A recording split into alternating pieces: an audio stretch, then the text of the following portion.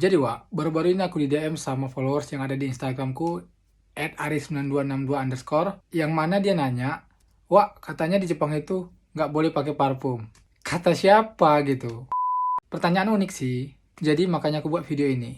Buat kalian Wak yang udah follow beberapa influencer yang ada di Jepang, hati-hati sama informasi yang dia berikan. Jangan semua ditelan bulat-bulat Wak, karena bisa jadi mereka itu keliru ataupun salah. Apalagi influencer-influencer yang baru 1 atau 2 tahunan di Jepang, kalian langsung percaya sama omongan dia gitu. Di sini Wak, aku bukan mau mendiskreditkan seseorang, tapi kalian juga harus hati-hati dan pakai logika. Di usia tinggal 1 atau 2 tahunan di Jepang, itu belum cukup banyak pengalaman, jadi mereka mungkin bisa aja salah. Dan aku juga di sini bukan bilang aku si paling lama di Jepang, enggak. Cuman kalian juga harus pakai logika dan lebih kritis dalam menerima informasi yang kalian terima dari beberapa influencer yang ada di Jepang. Jadi di video ini aku ingin jawab pertanyaan itu.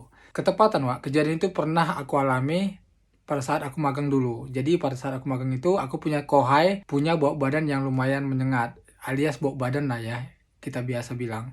Nah, jadi pada saat itu sih kalau kami orang-orang Indonesia, sempainya termasuk aku itu biasa aja gitu, nggak terlalu mikirkan hal itu karena ketepatan kami juga walaupun satu perusahaan tapi beda lain. Jadi jarang lah bersentuhan langsung dalam pekerjaan. Jadi karena hal itu kami juga nggak terlalu ngerasa ada yang aneh dari kohai kami ini.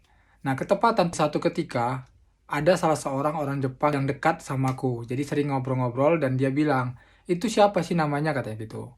Ya aku bilang aja sih ini, kenapa? Enggak, soalnya bau badannya agak lumayan menyengat katanya. Jadi agak mengganggu aku, apalagi aku di samping dia kerja. Kusai yo katanya gitu. Pada saat itu karena aku kasihan sama kohaiku, walaupun orang Jepang ini nggak nyuruh aku bilang, tapi karena aku punya kesadaran sendiri dan aku ngerasa ini perlu dikasih tahu, makanya aku kasih tahu sama kohaiku supaya dia pakai deodoran ataupun parfum. Dan setelah aku bilang kayak gitu, kohaiku ini pakai deodoran dan pakai parfum yang cukup lumayan banyak Wak. Ya gimana ya, mungkin bagi kita orang Indonesia pakai parfum sebanyak itu ya biasa aja, justru keren ya karena wanginya menyebar kemana-mana gitu.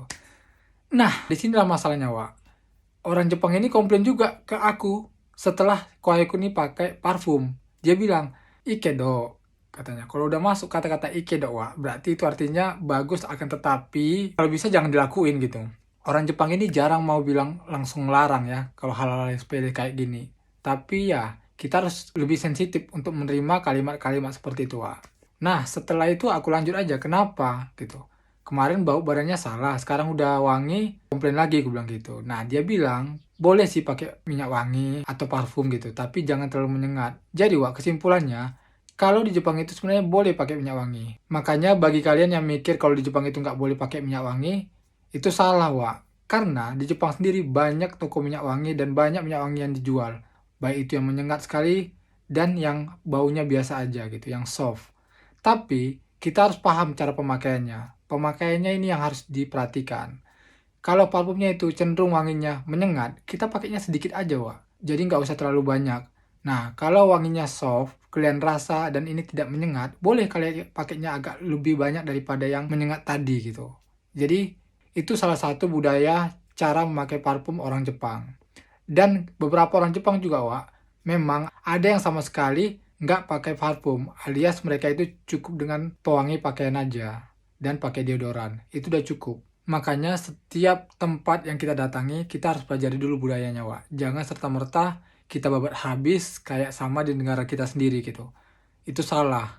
Jadi buat kalian, siapapun dari kalian yang dengar informasi dari influencer-influencer yang ada di Jepang ini yang bilang nggak boleh pakai parfum di Jepang, jangan dipercaya. Ingat logikanya aja Wak. Kalau memang di Jepang itu dilarang atau nggak boleh pakai parfum, kenapa ada toko parfum? Mikir. Oke? Gua Ari cabut dulu Wak. Ciao.